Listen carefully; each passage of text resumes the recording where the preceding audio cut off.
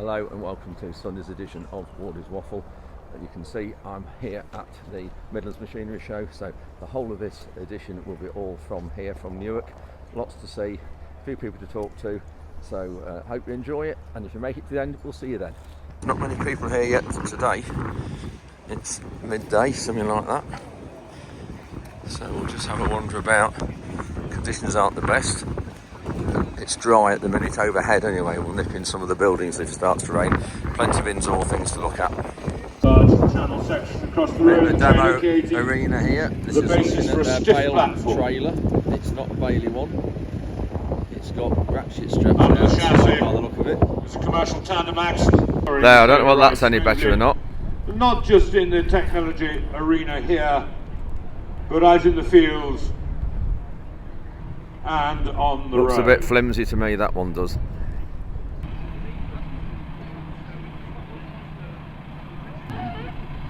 So, ladies and gentlemen, clamping system.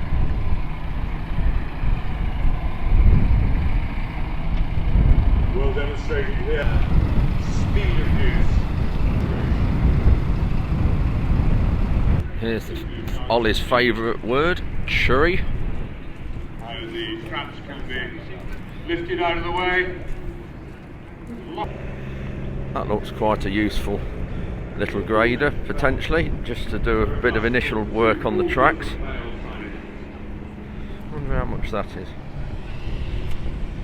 Crikey, £4,000.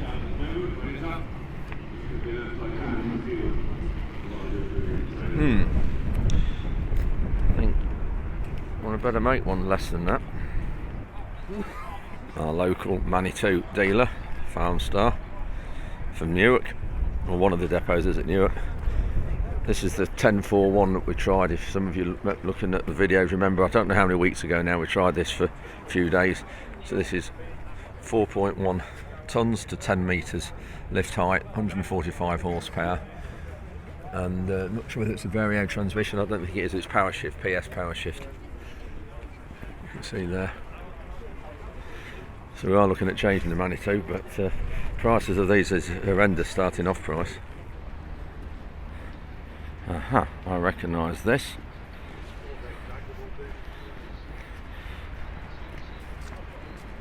Our sprayer, they came and fetched it last week. Wanted to know if they could exhibit it on the Howsam stand. Really pleased with how it's turned out. Just one or two little issues I think we need to sort, but generally it's good. One of them is this comes out too far, so when you lift that up it only goes as far as that, and then you can catch your head, even though I'm only a little short arse, catch your head on there. So we just need to sort that out, that bracket out, that boom support. Otherwise, really pleased with it. The hydraulic pipes they're all new, rather than having flexi pipe all down the boom, and it's just flexi at the very end from there to the ram. Anyway, we'll go inside. It's just starting to rain. We'll go inside and see them. So I've just been inside, had a bit of a chat with them and a debate about the wheels. Just saying about these silver or grey wheels, call it what you like. I like them much better than the dark grey ones there. They don't look dark grey, but they are. When you look at that and that, and big difference on the tyres as well, obviously, with the tread that we've got there. Got this shallow tread, 710 wide tyres. Not much good if you're climbing a hill, but for us what we want, haven't got many hills. They're really good, do a lot less crop damage and wider footprint on the floor compared to those.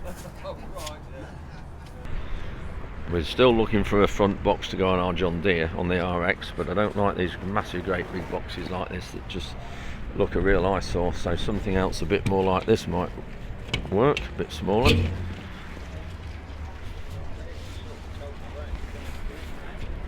No drawers or anything in it like there is that one though. I don't know whether it's waterproof. It probably is, looking at that. But there's some nice drawers for your tools in there. This machine's useful. It goes on the front of a tractor, and it's like a culti press without levelling boards, but goes on the front. So it balances the weight of the tractor out, so you can put it on the tractor, say so you go on your drilling, so you could put this on the front, cultivate on the front and drill on the back, all on one tractor. Grange machinery, there's a lot of that getting about.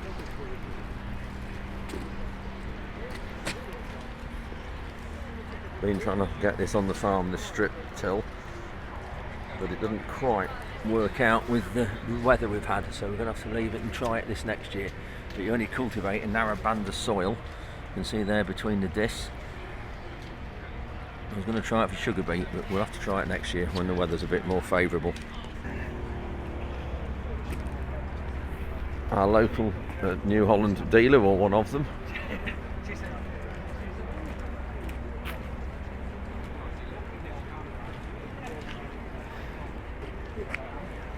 Chandler's, their main depot is very near us. I think they started at near Grantham.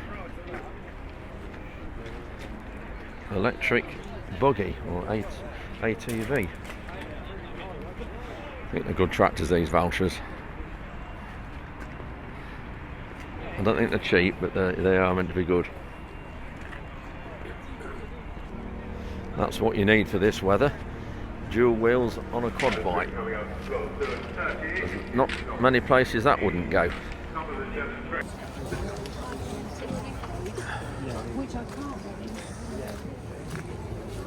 Electric little mini digger.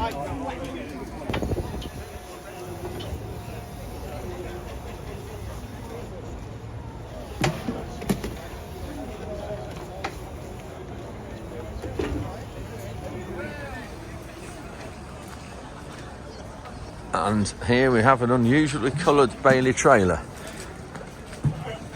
It's apparently to raise awareness for breast cancer. Hey up, Joe, look who's here. Pink, make the girls pink. Yeah, according to Tom Bailey, it's nipple pink. That's what Tom said, so I don't think we're going to check that. But anyway, you're going to put an offer in? Yeah. I think we've got about 10. We've done it in a time of 49.15. Well done. So does that mean I beat Joe Seals? Yes. Indeed. Yeah. Come inside now, it's raining outside, quite warm in here as well. It's always nice in these buildings, these winter shows.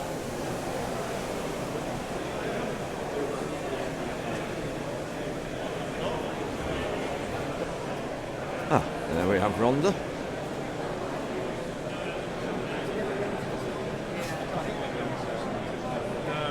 Andy talking to a farmer.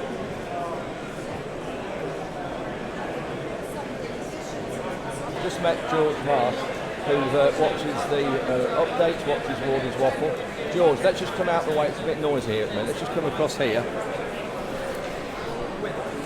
So, George was just commenting about the video I put. If you remember me seeing, I spoke to a farmer who has had some badger sets moved on his farm.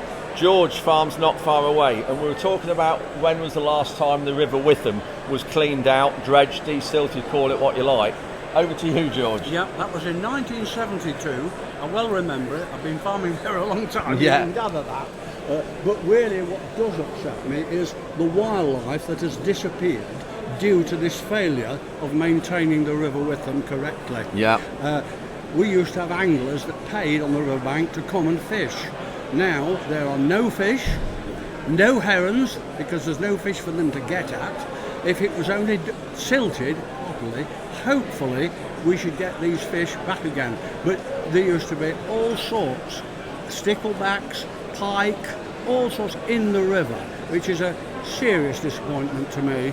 So the Environment Agency and all these environmentalists saying cleaning out rivers is wrong for nature and wildlife. We know it isn't, but it isn't, because you're just saying the fish population has massively decreased. Yes, and I think that's a direct result of not maintaining the waterway. Yeah. That's the simple thing about it. And you saying, so 1972 was the last time it was cleaned out? Correct. And where was that silt put? Was it put on the fields nearby? No, there wasn't a lot of silt in the river at that time. Because it was done regularly? Because it was maintained as it should be. Yeah. And so they put the spoil, shall we say, on the bank or just below the bank, adjacent to the field, and away we went again. And I have had this out with the Environment Agency, and they have said to me several times, it isn't in our budget. I said, well, when is it going to be in your budget? I don't know. Oh dear. And what about the sort of depth of silt in there? Any idea what that is, you think, or how deep the water is? I think, I know this is only a conservative guess, but basing on experience, I would say there is a metre of silt in the waterway. Yeah. And of course, in the summertime, when the water drops, this is why you've no fish, because there's little water there, and the water warms up, which fish don't like warm water. Correct. And this is why there's not many fish there. Correct. Next to the river, I have grassland, and I do not put on any fertiliser, so there's no nitrogen or phosphates leaking into the watercourse. So I think I've done my bit. Yeah, I'll say you have. Thank you, George, for coming to say hello, because it's fantastic that that you watch these and the videos and actually commenting, and going back in history what's been done. So that's great. So thank you. Okay, Andrew. Thank you. Just looking at grain storage now, and these grain silos are a great way if you've got enough shed space. So obviously normally you'd put a building up, and that's great because you can store machinery under these. Once you've got enough buildings, then this is a cheaper option, and you can go all sorts of. This is how you fill them. So you'd have a big silo. This is the cheapest way of filling, with a long auger. So you're tipping your trailer out of your grain chute. You can see there, that's the sock on the end of the trailer, and then it drops into there, and then this auger takes it up into the top of the bin, and that's how you fill it. That's the cheapest way. Or you can have a pit outside where you tip a whole load in. That just shows how inside the bin it stirs it and mixes the grain up. That goes round and round, and you can see those arrows coming up. You've got heat can come up through it as well if you like. There's the fan running alongside. We've got the stirrers now in the silo, and you can just see those augers there go right down to the floor. And if you watch how they're moving the grain, so they're pulling the grain from the bottom here down there up to the top. You can just see it moving, and it pulling it down to the bottom. And then those on that shaft, they're going left to right and stirring up the whole silo as well. You can see it mixing it there. Obviously this is only for a working diagram, having it really shallow and narrow bed of wheat like that so you can see it. This silo would normally be full, and that would rotate round inside.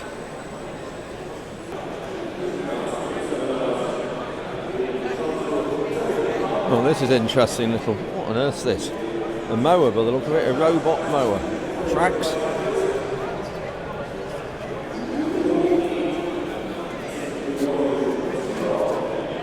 Well, you can see underneath or not.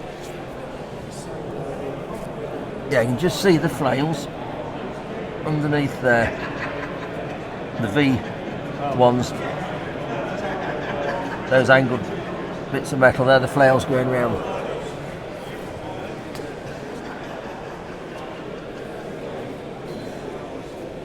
Interesting design. So Russell's, these are the this is the dealer that lent us the CR 9.90 with the McDon header for combining the beans. This is Spalding's, the Lincolnshire spare part. Well, more than spare parts now. They do a huge range of various things nationwide. I am going to go in there this next few weeks and arrange a visit and go in and see them in there because there's a lot going on. Oh, this man likes a challenge. What we got there? Here we are, look. What we got? We have got a nice combination kiln set here, look. There you've got cordless 5 ampere, Yeah. pat wrench and cordless grinder. So all what- you got to do is hold it for the longest period of time you can. Yeah. Little donation to the Newark Community First Aid. Yeah. And you could win this. So if anyone Hold else wants it, to come along right. tomorrow- Hold it up at arm's length. Yeah, Oh, straight right. out, yeah. For as long as you can. It's a strength for your test. Right. And will. You use it. Ready? Yep. Go. And we're off. He's trying to concentrate. Thank you. Do it for the viewers. Do it for the viewers. That's it. Do it for the viewers. Break your teeth. Keep it over the red table, please, drop it. That's it. Keep it up. Keep it up. Go on, Andrew. Oh. 30 seconds. Oh, is 87. Just looking at that, that's a giant brush when you see how tall that is. Powered. Goes on the back of the tractor, you can see the linkage there. It's polypropylene bristles, not steel. And then the one in the front here, you can either get some. No, there's no steel in that, that's just polypropylene, but that's obviously put on the front of the forklift or go on the back of the tractor. Interesting, this is a drain jetter for clearing out potentially blocked drains. That arm folds down and you put one of these attachments on the end, and then this great big reel of pipe goes out down the drain, something like that. So you need to be in a drain where there's lots of water. So that arm there feeds the pipe, so the pipe is all around there and it feeds it down there under the ground and pushes it right under the field, and the water is sucked up. This one shows a bit better. So the water's sucked up, that's a little float up there, and it goes into the drain under the ground, and you keep pushing and pushing. You've got it remote controlled, the reel, and it flushes out and puts the all the sediment out of the drain. It's a bit difficult to describe without you see it. Fits on the back of a tractor. I think it's at about 70 litres a minute of water it's pushing out. There's the pump underneath there, and £16,000 for one of these, 16 and a half, somewhere there. I have often wondered about one with all our drains, but they do work very well apparently. Obviously this is where it couples onto the tractor at this side. And then looking here is a ATV, and I think we're going to have to swap our Polaris soon, and just wondering which we go for. This is a Chinese made one, 1000cc petrol engine apparently, and very reasonably priced. You can get a full cab for it just becoming available. It looks quite a neat machine. John Cocker Hall 3. And you need to come and have a look. Local. Another Manitou agent near me, also Fent, B&B Tractors. This is 8 metre 5 tonne machine, 145 Vario transmission. So a bigger machine than ours. Huge bucket, looks really good.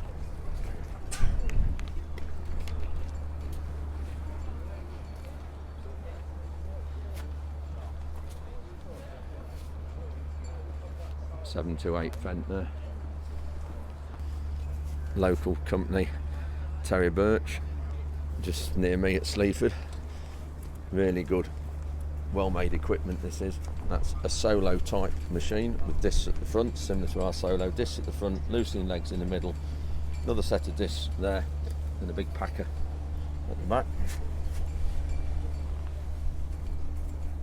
This is like our Express but a bigger machine, or Horse Joker with discs and a big packer.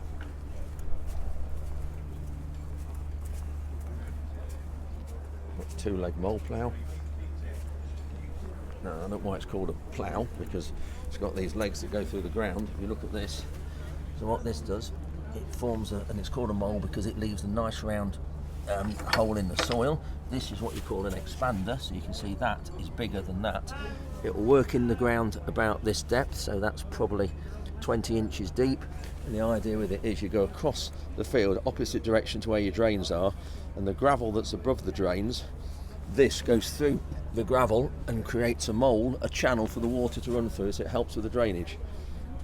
And you can alter the depth of that by those holes there, and it's really good because if you've got a good drainage system, this really complements it and helps drain the fields. And I think a lot of these we're going to have to start looking at doing something like this, because we have got a mole plough but only a single leg one. This is a twin leg. You can see there, magic twin mole. Does a good job though, really well built, as you can see.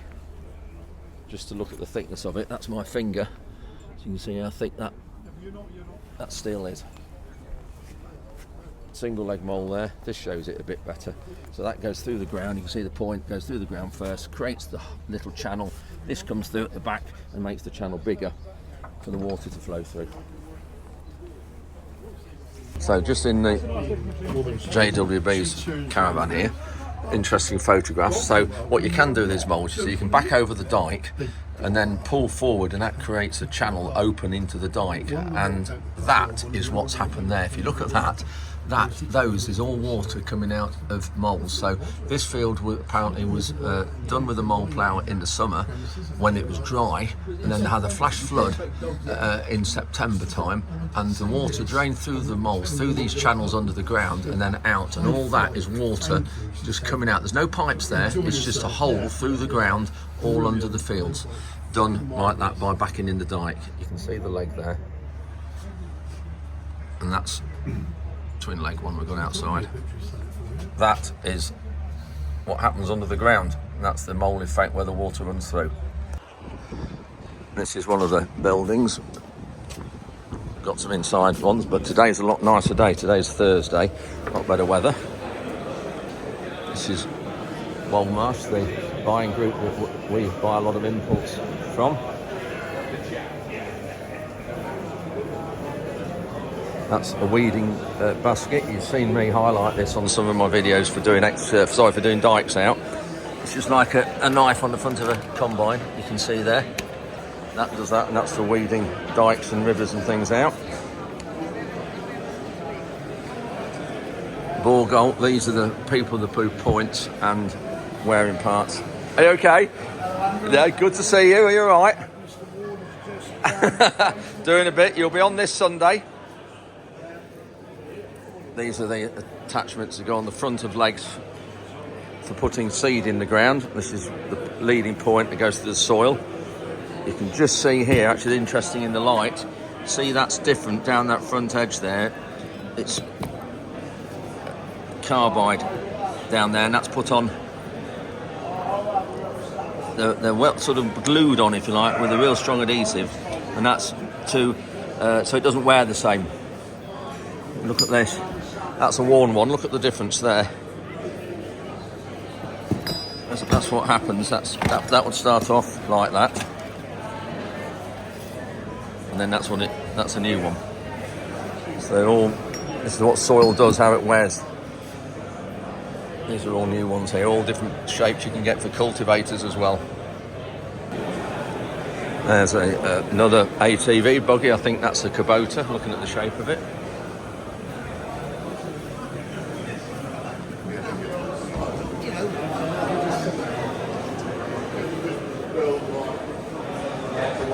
This is S&K sprayers. You've seen Simon Kitchen who does this. Who owns the company, started the company a few years ago. Sprayer parts and builds a lot of sprayer tanks, booms and things. Triac, these are controllers we have in the dryer and in buildings for managing grain and other crops, potatoes and things like that, managing temperature and humidity. Home makes fertilisers. All right, hello.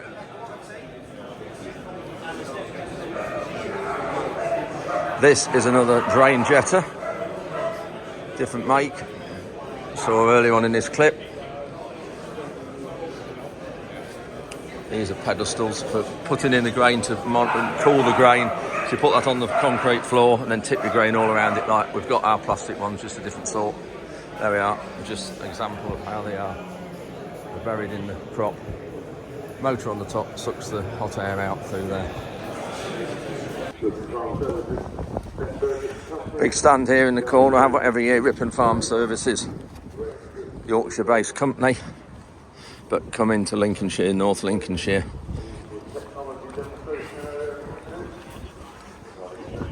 They sell a Manitou and JCB equivalent forklift. Kramer, really good forklifts these are.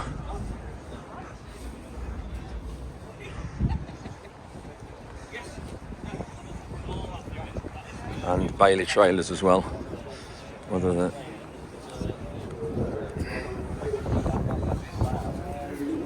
small little compact tractor. Right, a nifty little machine. Not very tall, as you can see by the size of it. That's right, I don't, Another workbox. There's a lot of those around, different companies. Some are definitely better than others, more user friendly. Some of them look so big on the front, I just think it detracts from the look of the machine. This looks quite a useful one. I think probably around about £3,000 they are when you look at those.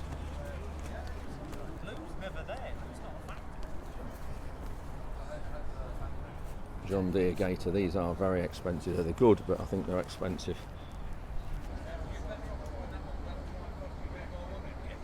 So, who's this? Can-Am, these are really good. I understand. This is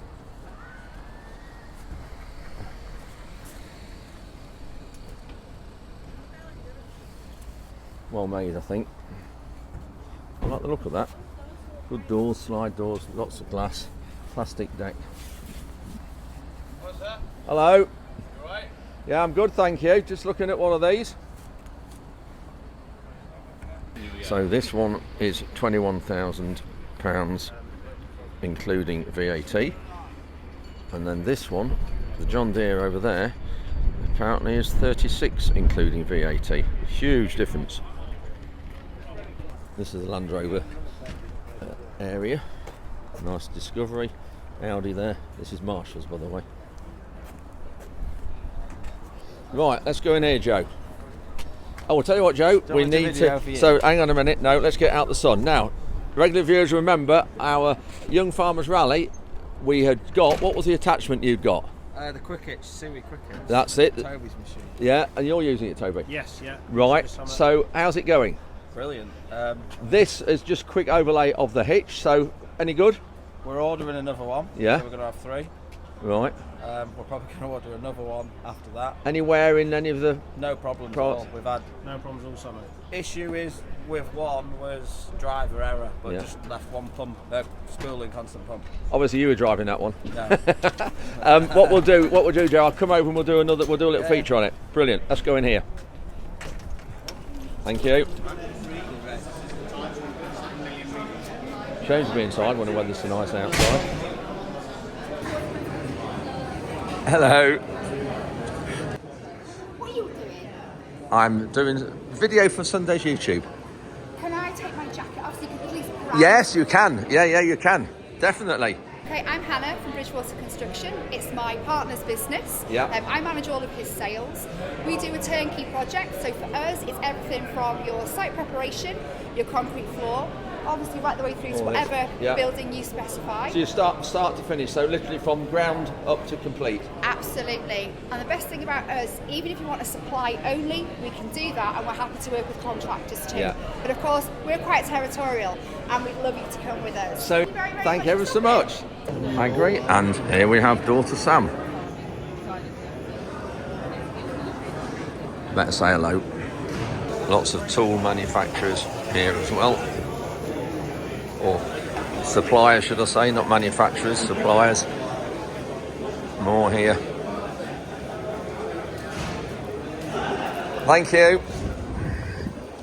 So that's it for another Midlands Machinery Show and the end of another Wardy's Waffle. You can see the date behind me for next year, 20th and 21st of November, for it here at Newark Showground.